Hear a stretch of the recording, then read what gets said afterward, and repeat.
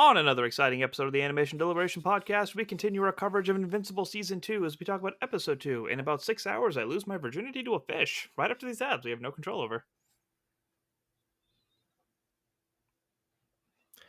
Sing along if you know the words. 1, 2, 3, it's time for Animation Deliberation! A conversation and a celebration of our favorite action animated series. Yeah! Yeah, welcome back to another episode of Animation Deliberation, the podcast where we take action, animation, and cartoons seriously, but not too seriously. We're your hosts. I'm Zuhair. And my name's J Scotty St. Clair.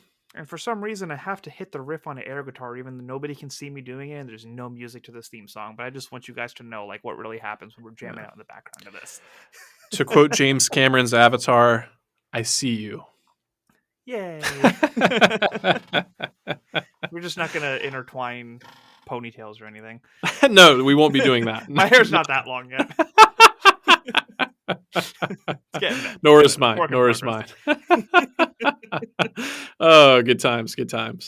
All right, bud. We're 2 episodes into this. Last week we were talking about how the first episode, like, we were above whelmed, not necessarily blown away like we were with the first episode of the first season, but we were enjoying the content. Are we on that wavelength? Are we higher? Are we lower? How are you feeling with the second episode? I think the episode is kind of on par for me, but I'm trying to figure out the right way to say this, because coming off of last week, it's not to say that there was any negativity. Like you said, I was whelmed, trending positive. And I think this week very much felt like a kind of setting up the blocks for what we're going to see further down the season, but it still continued to trend in the positive direction for me. I thought this was, without getting too spoilery, in terms of what we've seen of the Invincible world and universe, I thought this was one of the best, like, world building in terms of showing us, all of the powers and like sources of powers on display here, be they magical, be they mythical, be they extraterrestrial, just really like giving us an idea of what the world of Invincible looks like. So in that regard, I really appreciated the episode. And like I said, I thought it was trending positively, and I felt good trajectory in terms of the character development and motivations, as well as some of the seeds that were planted for the rest of the season. That being said, I can see how, like, we had to jump around to so many different characters. It never really felt like we got to spend all that much time with one particular character, and the episode might have suffered for that, but that's really a nitpick. So that's kind of where I'm coming from. All right. I'm glad you mentioned both of those things. It's one I didn't think about, and one I shared the same thoughts as, where at one point I was like, man, all the sub stories going on right now, like, Sure. it made me a little dizzy, because like I said off air, like, I was just really tired while I was watching this, so it's like trying to keep my eyes open and pay attention to who I'm at and what they're talking about and trying to put the pieces together. I definitely needed that recap. Sure. But I didn't think about it in the way that, so last season when we were going through these episodes, they were kind of episodic, but they did enough with Omni-Man's story to give us something to follow, if that makes sense. It does. And you wonder, like, why we had to deal with, not in a bad way, but just out of observation, like, why did we have to do a whole Mars thing? Why did we have to do something with this species? Why did we have to do something with this entity? So when you bring that up, I guess it is nice that they, like, planted all those seeds in season 1, and now they get to, like, re-engage Sure with those things this season, instead of having to keep doing episodic things. Like, I guess it didn't click to me, like, how much they covered in season 1 that we get to play with more now, which I appreciate them doing that, as opposed to just adding more things to try and keep up with. It's like Star Wars, right? Like, you have some really cool, well-made planets, but, like, why do we need 20 more that look and sound exactly the same? It's like, why can't we just go back and forth with Tatooine? Like, why do we need Jakku too, right? So I like that they're, giving us things to be able to refer and, like, consistently bring back. I hear you. I hear you. And I'm like resisting the urge to go into a Star Wars discussion and debate here. But in terms of Jakku, it's like that one I'll give a pass to just because we've gone to Tatooine like so many times. It's Yeah, like yeah, it stands to reason there would be at least one other, yeah. desert planet out there. But yeah, I'm with you. I guess again, while this is our non-spoiler section, I will say I agree with you. It was nice to revisit some of the threads from season one. We're only 2 episodes into the season, and judgment is still being withheld. But Mm-hmm. 2 episodes in, there are a couple of personal favorites from me from season one that I'm like, I hope that we at least get to follow up with them, if not for just like an episode or an episode or two. But I'll talk Sure. about who they are specifically when we get to the spoiler section. So. All right. And to lead up to that, there was a lot of Atlanteans in this episode. I will mention that, and they don't have to Sure. worry about being as hydrated as we do because they live underwater. So, um, Mm. since we don't have that luxury of always having water around us and keeping ourselves nice and cool and nice and hydrated, we got to rely on some other things because water alone just doesn't cut it. So we like to go to liquid IV. And Mm. with liquid IV, one stick of it in 16 ounces of water hydrates you 2 times faster and more efficiently than water alone. The result of an extensive R&D process to perfect the flavor and efficacy, Liquid IV combines science-backed zero-sugar technology with the brand's commitment to delicious real flavor. No artificial sweeteners and zero sugar, with the proprietary amino acid allulose blend for a sweet taste without the calories or raised blood glucose levels you get from sugar. Contains 8 vitamins and nutrients for everyday wellness, with 3 times the electrolytes of leading sports drinks. Unrelated, you know how people have been taking like it's kind of the craze to be taking like creatine with their workouts, Yeah. but it tastes like chalk. Right. I actually really like mixing it in with liquid IV because like it adds a Interesting. little bit like the creatine adds a little bit of thickness, but you don't worry about the chalk flavor at all. So Okay. it's like Okay. mix it in with that, actually get hydrated, and you can tolerate the creatine a lot better. So just a little fun fact for you guys if you guys want to give that a try when you go to the gym. Yeah, definitely. And another fun fact for our listeners out there, I stumbled upon this completely by accident, but it's also worth mentioning if you are a fan of Liquid IV and you also happen to use the Shop app or website, if you have Shop Cash in your account, you can actually use that towards a Liquid IV purchase. And I don't have the exact figure in front of me, but they will actually increase the amount of your Shop Cash towards your Liquid IV. Liquid IV is a Oh, partner cool. with Shop, so yeah, they're partners with us. They're partners with Shop. They're doing a lot of good things, and amongst the many good things that they are doing, they are also non-GMO and free from gluten, dairy, and soy.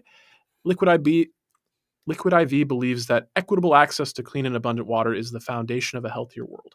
They partner with leading organizations to fund and foster innovative solutions that help communities protect both their water and their futures. And to date, Liquid IV has donated over 39 million servings in more than 50 countries around the world.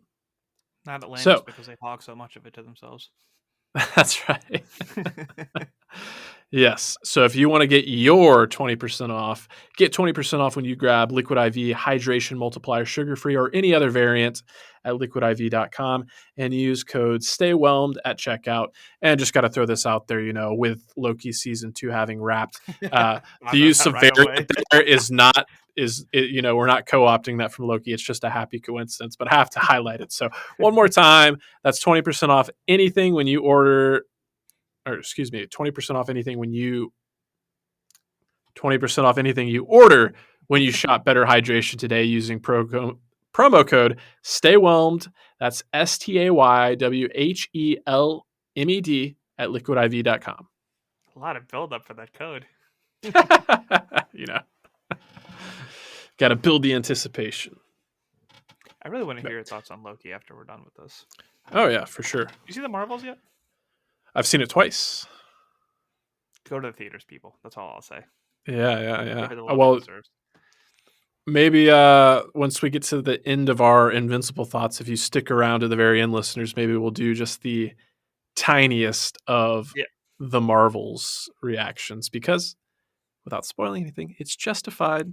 It's justified. And if you haven't seen it and you're planning on seeing it, there's one mid-credit scene, so you don't have to stay to the very end. Good call. Good call. That's literally always Alrighty. my Facebook status. Like I'll watch a Marvel movie and I'll just post one end credit scene or one mid credit scene. It's like that's all I'll say. So you guys You're know doing I've seen it. If anybody wants to hit me up, but here's intel for the people who haven't, because I always go for those Thursday nights. That's a good strategy. You're helping people out, spreading the word, and also not spoiling Hoping anything. someone messages me because I need to talk about it. Had I All seen right. that, I would have. But yeah, speaking of talking Exactly. about it, speaking of anticipation, speaking of spoilers, let's get into it. We're talking about Invincible Season 2, Episode 2.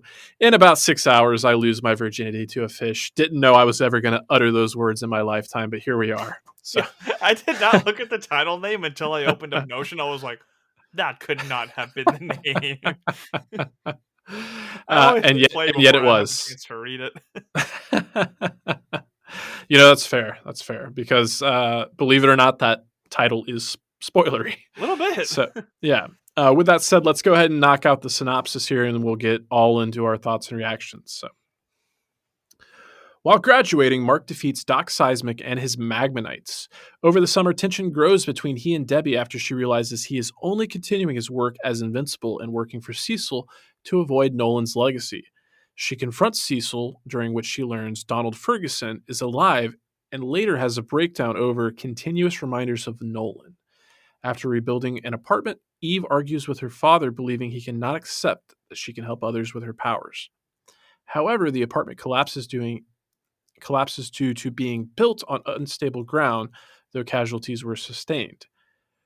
The stowaway Martian, who had taken the place of astronaut Rust Livingston, becomes inspired by original Guardian member Martian Man to become the superhero Shapesmith and join the current Guardians. After encountering and defeating Darkwing 2, Cecil assigns Mark to appease the Atlanteans for original Guardian member Aquarius' death. Amidst a trial by combat, Mark battles a kaiju but is injured by its roar.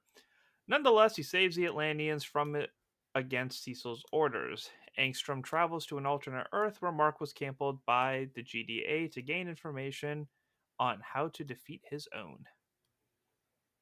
If you guys haven't His own Mark. Yeah.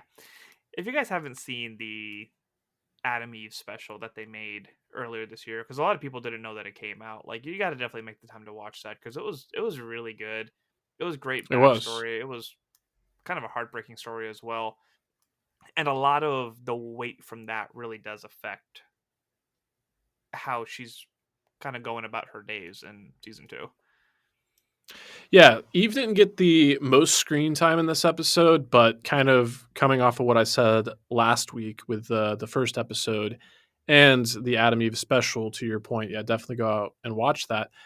This one had some connectivity with the Lizard League, but I want to focus on Adam Eve. She, like I said last week, even though the show is called Invincible, I think she continues to be my favorite character, and just like Mm-hmm. the journey that she's on and the struggle that she's facing, and the fact that she has this, crazy power set, and she's making this decision like, I'm not going to punch people in the face. I'm going to help people, and even having those altruistic motivations, like she still is just, you know, uh, hampered on all sides, be it by her parents or be it by the red tape, which, I have to say that scene was super effective because when she was at Chicago, like helping with the building, constructed that corner of the building, and then the contractor said, like, how do I know that's up to code? I was on the contractor side initially. I was like, oh, that's actually a great point. How do you know that's Mm-hmm. up to code?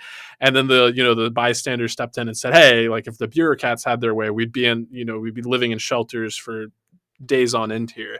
Yeah. But to have that all come full circle and see, like, there was a reason the red tape was there, and there was a reason you don't overstep that red tape, was like, incredibly heartbreaking, and just really helped to ground the show, which can be incredibly fantastical. All right, so I that was what I didn't understand what he was referring to, because I guess I didn't know that they were because when he said Chicago, I thought they were talking about the Omni-Man incident. And Sure, I was yeah, they trying to were. remember like where she was there. So I didn't Mm. realize that like this was a result of what we literally just saw. So the building that she fixed like ended up collapsing like while the Oh family yeah, was there. yeah. The Oh, the okay. very woman that's like stepped out from the crowd to defend her was the woman that was pictured on the screen as having passed away as the result of the collapse. Oh, okay. Yeah, it was her and her daughter. Yeah. Damn. Yeah, yeah. That's tough. It's tough. It's tough. Um, and I don't know if there's like a natural segue for this, but you mentioned like that part of the episode confusing you a little bit. One part of the episode that like I don't know if confused is the right word for me, but I'm like after reading the synopsis, I like wonder if my interpretation is kind of off or what. But we have this character of Russ, voiced by Ben Schwartz, and I already love him. I 100% love him. Like Ben Schwartz coming off of the guest role that he had on Bad Batch season 2, he's just really making a name for himself in the world of voice acting, and I love this character and the comic relief he provided. But the synopsis says that he is just a Martian that is inspired by the Martian man before him and wants to be a superhero. But my takeaway with those flashbacks, like seeing the Martians make their last stand against the Sequids and everything like that, my interpretation was that he is actually a Sequid that has like co-opted the physical attributes of a Martian. So he is a Sequid who believes he's a Martian who wants to be a human who wants to be a superhero. And maybe it's way too early in the season for me to be making those interpretations, but that was No, my takeaway. that's what I got too. Because like I said, Okay. I mean, first I was like kind of sleepy, so when it was him watching the TV, Uh I huh. thought it was the hero. It was Martian Man, and he was just watching how people thought of him.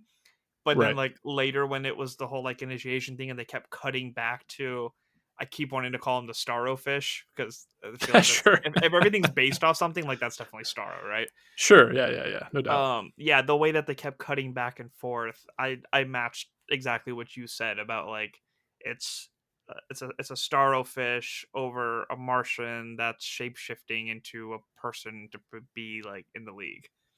Yeah. Okay. All right.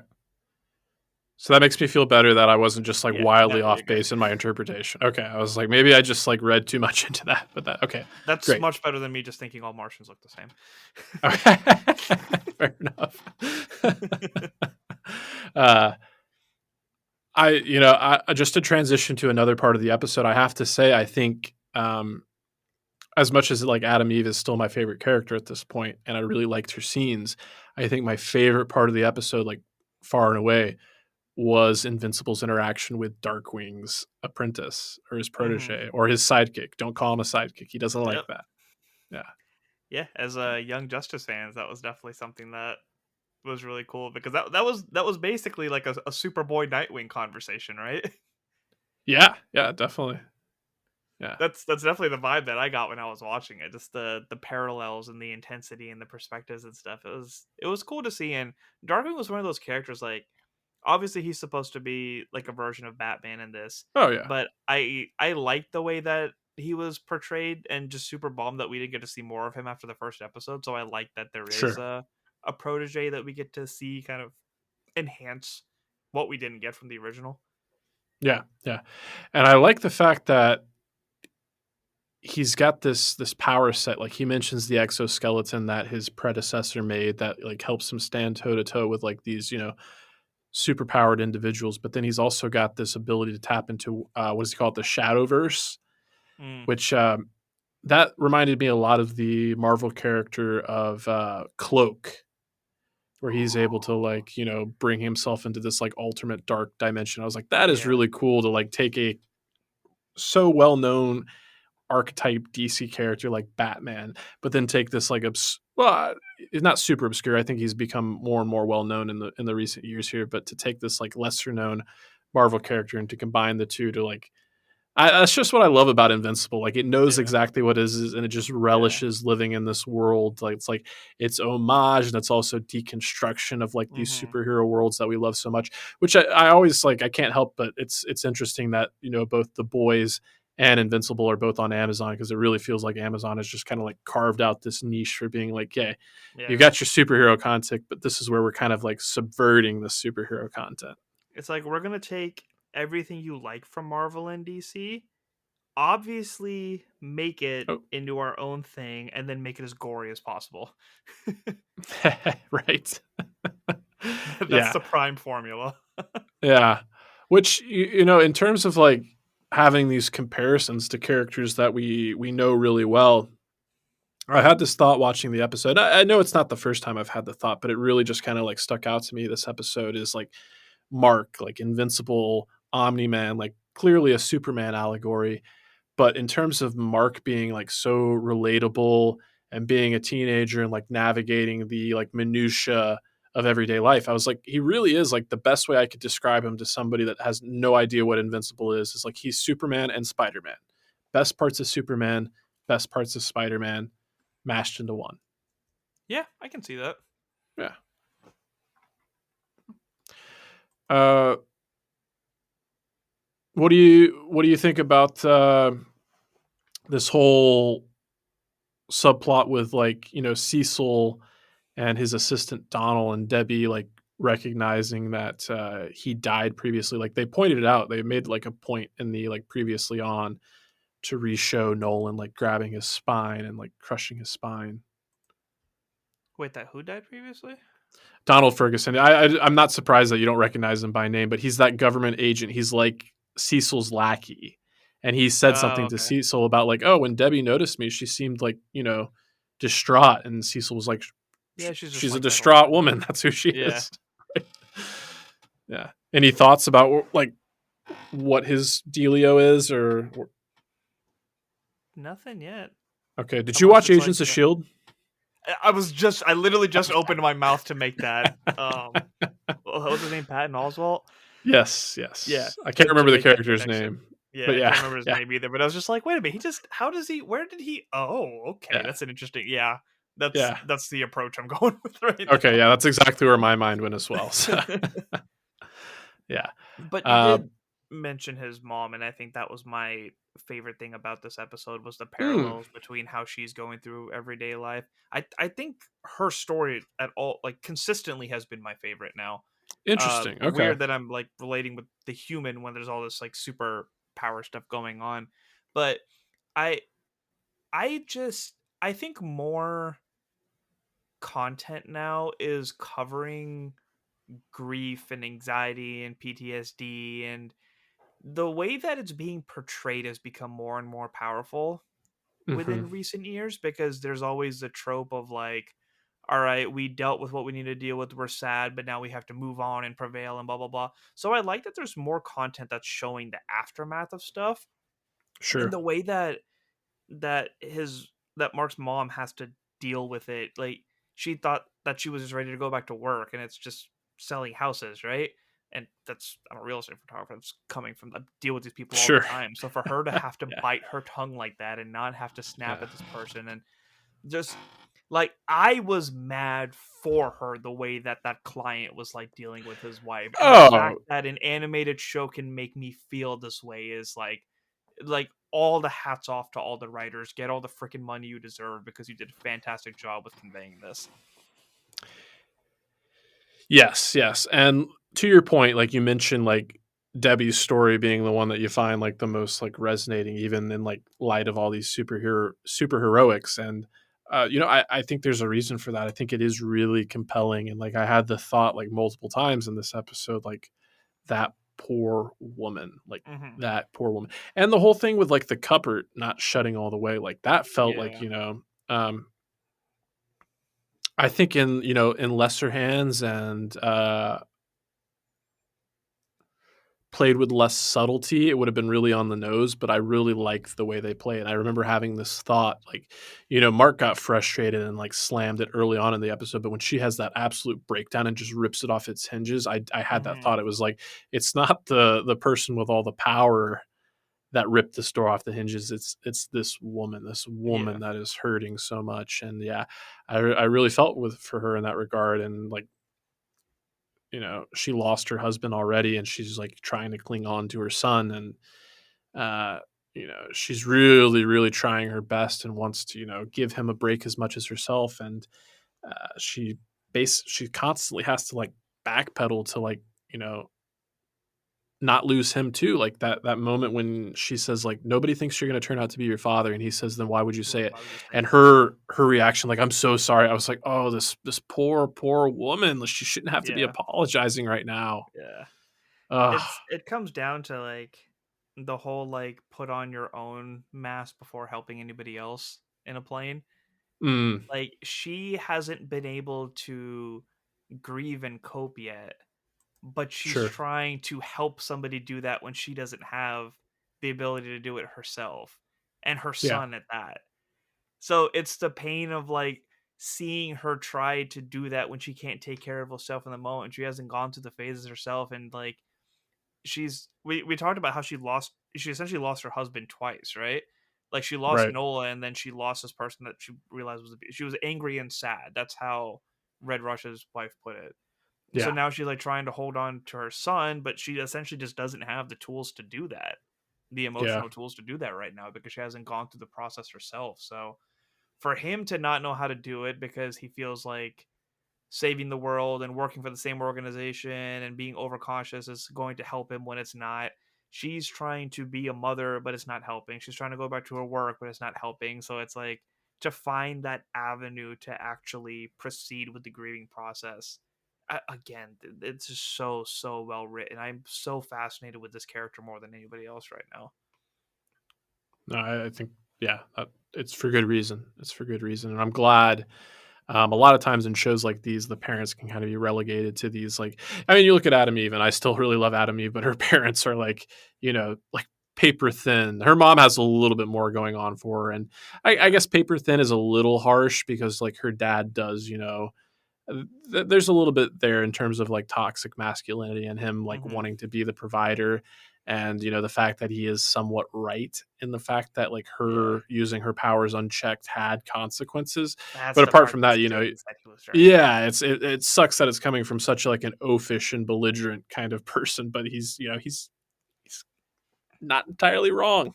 Yeah. um so I am pretty positive on this episode and pretty positive on this show overall still.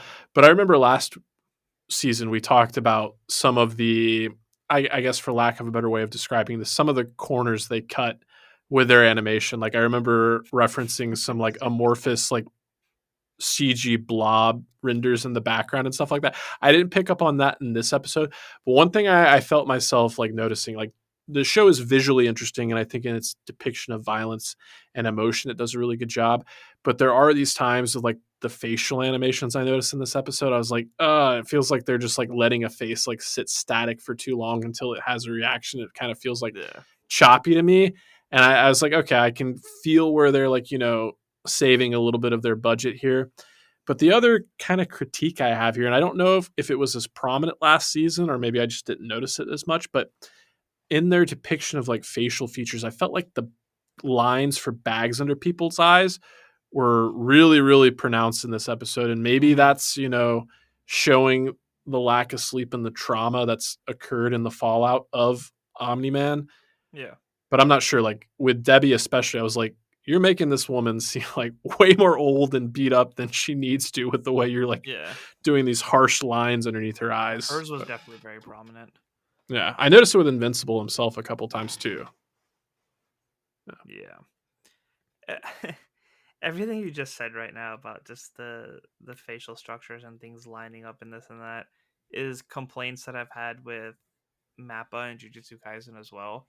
Hmm. And I hate to bring up this topic again, but it's like with everything that just ended with the writers' strike, like now you see the animators starting to speak up a little bit more Right. about like just what their work environments are like and what they're dealing with and overworked and this and that. So it's one of those things where it's like Amazon's makes enough money and has had enough demand for the show that took 2 years to make a season two. Like there's really no excuse, right? When it comes to whether it be treating the people right or going through the process right or delivering the final product right, like I get that it's animation and everything that comes literally from scratch, but there's I hate that we're a show that defends animation because it has adult storytelling and it shouldn't be perceived as something for kids, but then the studios are neglecting the people who are making these stories, so little things like this happen. And if it's something we notice, and how do we know it's not like other people aren't noticing it, that's triggering enough to just be like, yeah, I don't want to watch this, it seems lazy. So there's like this Yeah. conundrum of like we're trying so hard to defend this medium, but like what are the studios doing to help us out with that right now? Yeah. Yeah. It It's is, just sad. yeah. I just hate being put in this predicament because we talk about this stuff because we love it and it makes us happy. Yeah, So for yeah, us to totally. notice stuff like this is You just know, yeah, frustrating. and that's the thing. I noticed it, but it didn't really like take me out of it. Like my attention never waned. I was engaged with the Yeah. story. So in that sense, like it again, I describe it as a nitpick. It's just for the sake of like Yeah. having a conversation about like, the episode as a whole. Yeah, if I'm being 100% honest, like I could I I think the show would benefit from a little bit of fine tuning with the animation. Hmm. Like everything else is just firing on such like, cylinders that it does stand out a little bit. Like the voice Yeah. acting and the voice talent is like off the charts. The character designs are great.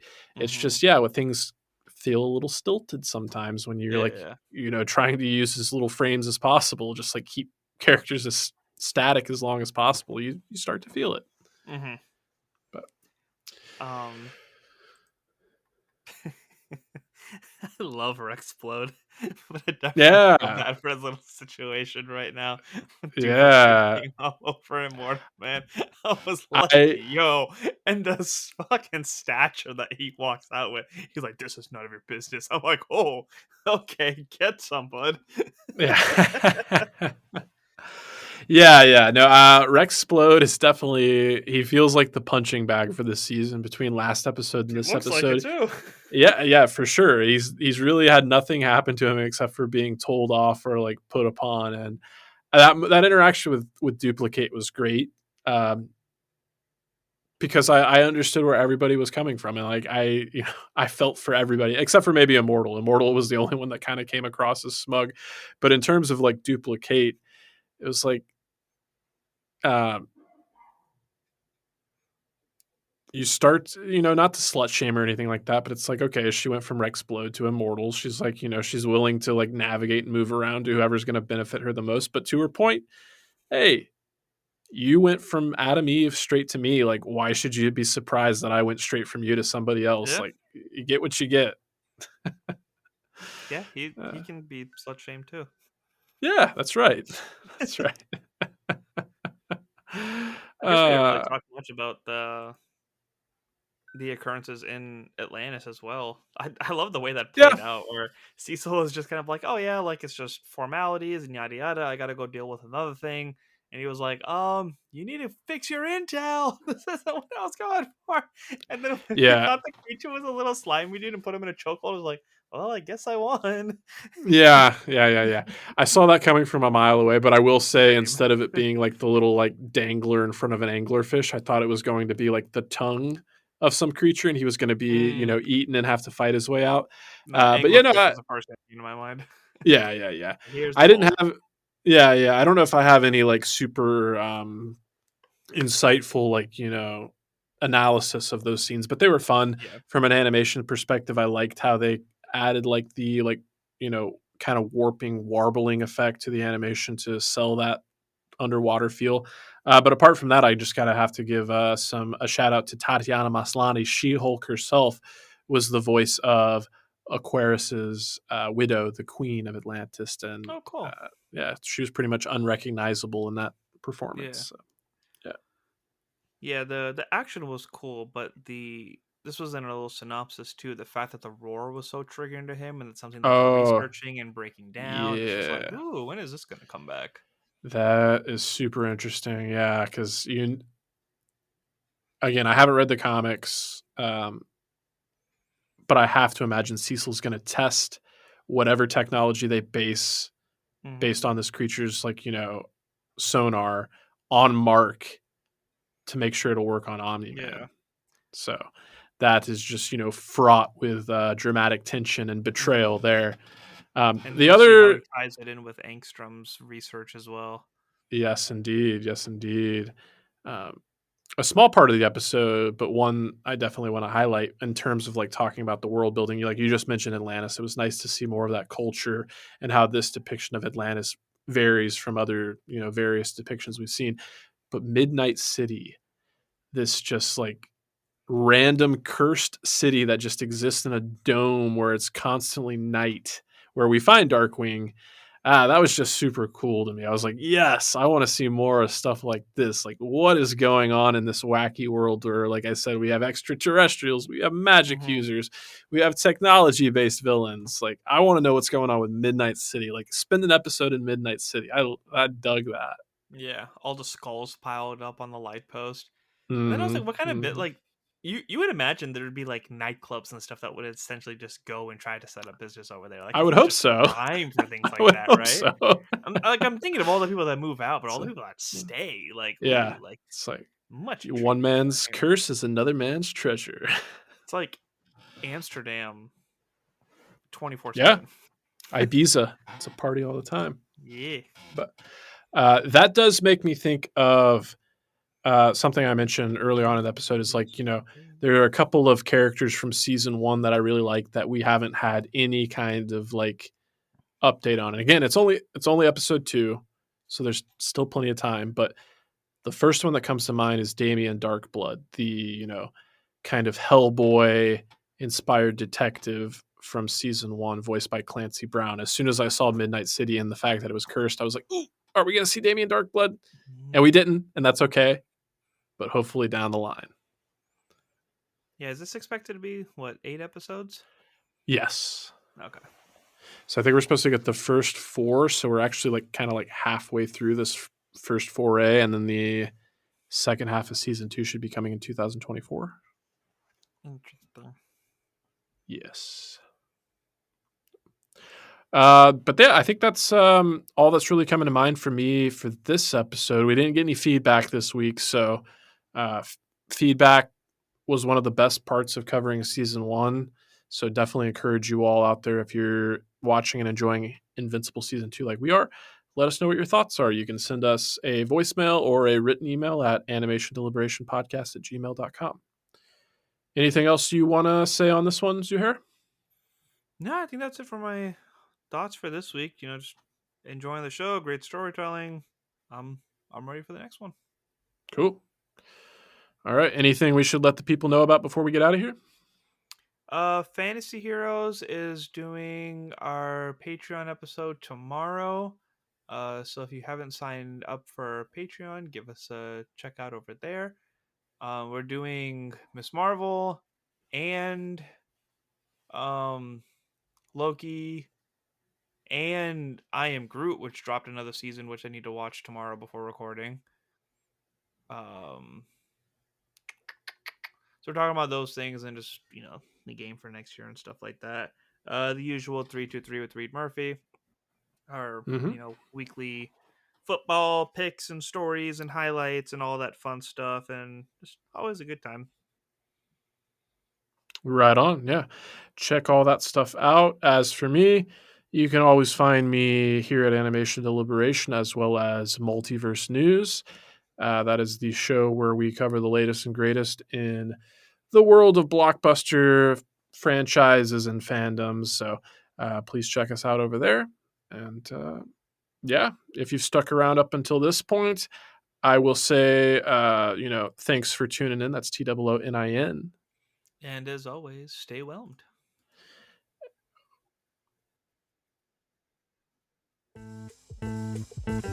Thank you for listening to the Animation Deliberation Podcast, a proud member of the Stranded Panda Network. If you would like to contact us, you can email animationdeliberationpodcast@gmail.com or follow us on Twitter @animationdelib1. For this and other great shows, you can visit strandedpanda.com or join the great community that is the Stranded Panda Chat Facebook group at facebook.com/groups/svchat. Tune in next time, and remember, stay whelmed. Okay. If you stuck around this long, we talked about it at the top of the episode. Let's give some The Marvels reactions.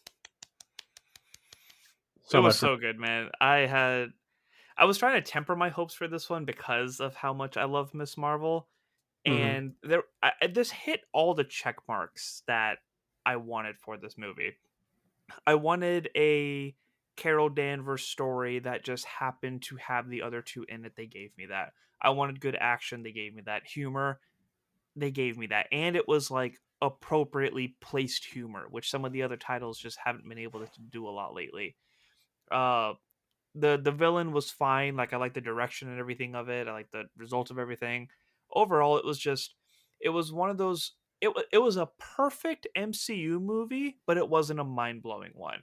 I enjoyed the hell out of it. I will watch it again, but it was no Infinity War, right?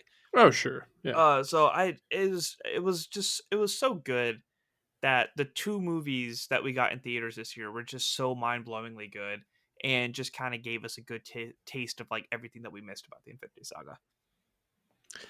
Yeah, I'm right there with you. I really thoroughly enjoyed the Marvels. I've seen it twice, and we can justify talking about it because there was actually an animated sequence very early on in the movie. I will Hmm. say I wanted them to revisit that. I was like, I really love the movie, but that's one thing I was like, oh, if we could have just got one more scene like showing Yeah. Kamala's imagination and the animation, because I love the fact that they brought that through line from Miss Marvel.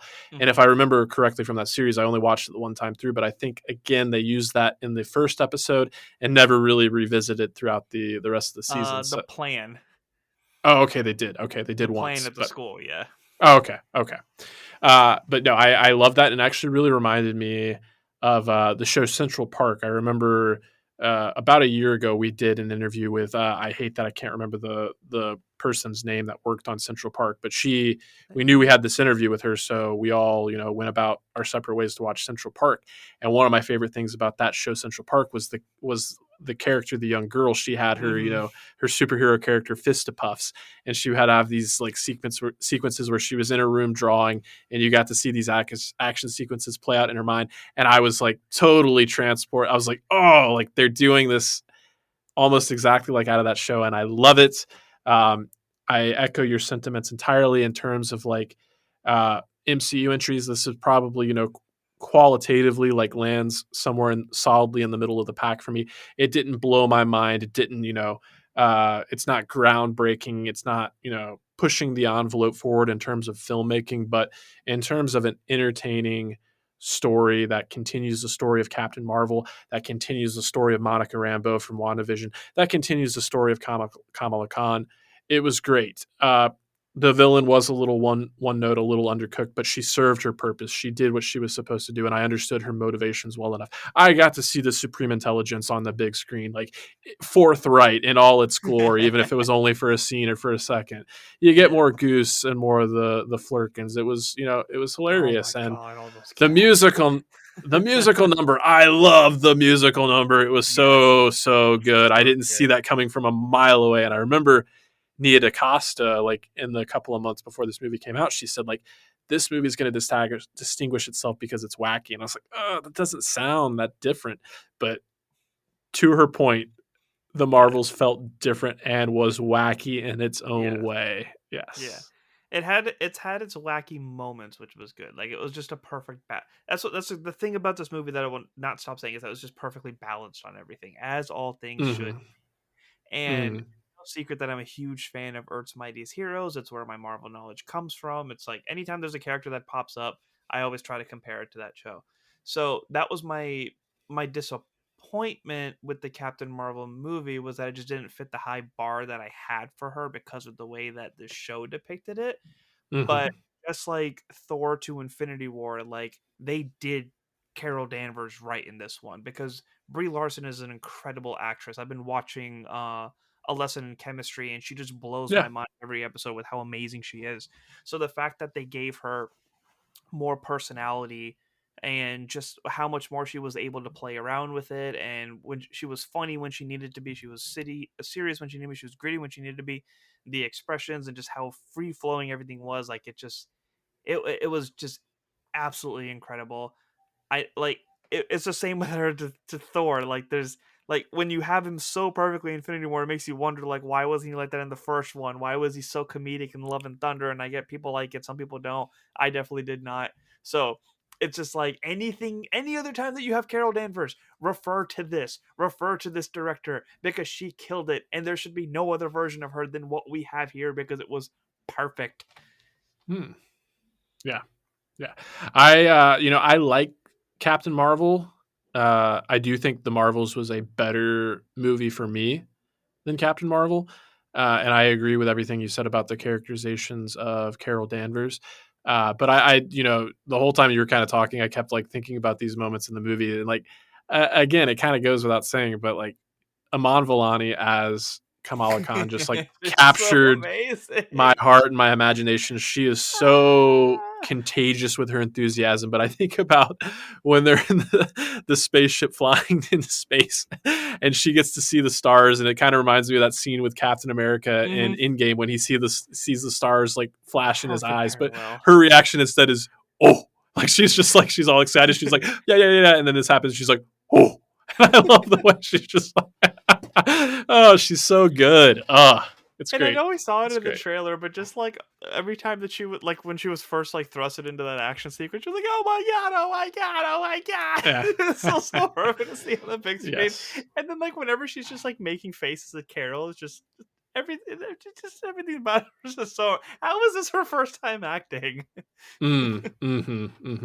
Yeah, no, I think about the scene where they use the scroll device to like share memories, and Monica has that really really tough moment where she saw that Carol actually did go back and say goodbye to her mom, Hmm. and Kamala's reaction is to just like, I didn't know your mom, but she seemed really cool, and just goes in and hugs her, Hmm. and like that's her nature, and Carol's just off to the side like awkwardly like, I feel it too, but I don't know what to do, and Kamala's just like, Yeah. get in here, you hug, and it's like at first Monica rebuffs it a little bit, but then she's like, "This is nice, thank you." And it's just like, Yeah. if I had to Their like tension would have encaps, been so much higher for so much longer if it wasn't for her being there in that moment. Like she's what oh for brought them sure, back together. oh yeah, yeah, without a doubt. A She's flirkin or Lieutenant two Trouble now. doesn't hurt either. Yeah, And I like how because her and her mom have had so many different names as heroes, like the whole thing was like, we got to workshop a name because us as fans are like, oh yeah, we know that there is a name. Is it Photon? Is it this? Is it that? And not only did we not get an answer, but we had that mid-credit scene where her mom is the hero, and we yeah, do get Beast, and this happens and that happens. I'm just like, oh my god, this is the Marvel I've missed. yeah. When you said her mom, my I realized you're talking about Maria Rambo now, but at Oh first I yeah, thought you yeah. were talking about Kamala's mom, and I was like, No, no, oh no. yeah, her mom, because her mom, her mom is difficult, and definitely presented a little bit of an antagonist in the TV series, but Hmm. she had some great lines in this one, like when Yeah. when it's just Carol and Monica there, and Carol finds out that Monica got powers, and she's like, "Oh yeah," well, she's like, since when have you had powers?" She's like, "Oh, I walked through a radiation field caused by a witch's hex, and now I can see all spectrums of light." And she's like, "I'm so happy for you. Where's my Where's daughter?" my daughter? Oh, so good. Like, I know all the So good. superhero stuff is regular for you guys, but where the fuck is my high school kid? Oh, and you mentioned Professor Marvel to tie it back into this episode of Invincible, when Invincible faces off with Doc Seismic from season 1. He's like, "Oh, what was your name again? Was it Doc or Professor?" And he's like, "Doc, I never taught." So dumb. Yeah. In a funny way. Yeah, yeah. Oh, And well, then like just the real religious stuff that they had in it too, like Kamala saying Bismillah before a fight, and then Amr mm, on the escape pod being like, "Allahumma salli ala Muhammad." Are you praying? Don't stop. Amen. we need all the help we can get. It's like, Yeah. he just keeps going on with the prayer. Amen. Allahumma salli ala Muhammad. Amen. Allahumma salli ala Muhammad. Amen. Yeah. Yeah. That had me dying. Yeah. Yeah. Yeah. Um, yeah, so I'm really high on this movie again. Like, I don't think it uh, broke any new ground creatively. I will say from a filmmaking perspective, Sure. but if I think the backlash that it's getting is unfortunate. Unfortunately, like a combination side effect of the general sentiment around the MCU right now, that that Variety article that came out recently doesn't help. But unfortunately, also the first Captain Marvel faced a lot of adversity in terms of like Hmm. just like being against the movie for the wrong reasons, and I know this movie is facing that as well. But if I did have to have it, just for the sake of a criticism and a conversation here, one of the things about the movie that's not really a disservice to the movie itself, but I guess to the MCU, is I was disappointed enough with Secret Invasion as it was. This movie only, I thought, undermined Secret Invasion further. It was like, I think we had one throwaway line about like, I think somebody said like we could have traitors on board, and Nick was like, or Nick Fury was like, hey, let's not go immediately there. And I was like, okay, that's a reference to Secret Invasion. But beyond that, the fact that there were scrolls um, elsewhere other than Earth, that there were scroll colonies, I felt like that was kind of a contradiction with some of the things we learned Yeah. in Secret Invasion, if I'm not mistaken. It makes you Um, wonder timeline wise if the Marvels was supposed to be before Secret Invasion. oh yeah, maybe. If like all this stuff happened Oh, while he was on Saber and then got summoned back to Earth. right. Actually, you bringing that up brings up my other point, and that my point may be refuted if it does take place before. But the fact that Valkyrie, and we didn't even talk about the Valkyrie cameo, which I was super glad that wasn't spoiled for me. I actually had none of the in movie cameos spoiled for me. I didn't know about Kate Mhm. Bishop. I didn't know about Valkyrie, but unfortunately, I did have uh, Beast. Not Binary, but Beast was spoiled for me. But no, Yeah, all I that hated being that. said, the fact that yeah, Valkyrie was bringing the scrolls back to Earth, and it was like the president just said all extraterrestrials are like Mm. outlawed. That Yeah, doesn't seem like the this makes best me place to hope bring. that Secret Invasion came after, Right. Yeah, because there was a lot of delays with movies and stuff, so it's just a matter of like which one was supposed to come first. yeah, because I think this movie originally was actually supposed to come out before Quantum Mania, and this I movie and believe it. Quantum Mania switched dates when they realized that Quantum Mania was like further along in development. But Yeah. Originally I brought up Earth's Mightiest Heroes is because the Accusers were such a big part of that and why I was so excited to see Ronan. mm, And while I feel like Ronan didn't get the stage he deserved, they did a better job with the Accusers in this one because the whole purpose of the Accusers was to determine whether a planet falls under the Empire right. or if they get destroyed. And that's essentially what she Hmm. was doing. She was like, all right, you have resources to make Hala better. Fuck this place entirely. And even with the conversation with the Skull, she was like, all right, it's settled. You guys will be part of the Empire. So the fact that that dialogue correlates with what I enjoyed about their roles in Earth's Mightiest Heroes was pretty awesome. And also with the Yeah. scrolls, like the scrolls in that again, Secret Invasion kind of helped with this. Was that like they weren't good guys, right? It was Hmm. the scrolls versus the Kree, and there were Kree who didn't like the Empire stuff, and there were scrolls who were basically refugees to war. So Yeah. I like that we're seeing both sides of it from both parts. Like we haven't seen too much of like the good guy Kree. There was air quotes for the people listening, obviously. Right. But the fact that we got to see like the bad guys in Scroll and understand like why this war was actually going on because they were those like the warrior scrolls and they were the ones who were like fighting back the Kree because there was territory battles on both ends. It just seems like in this universe it's the Kree that's prevailing. Yeah, and thinking of the comics, and you referencing Earth's Mightiest Heroes and stuff like that.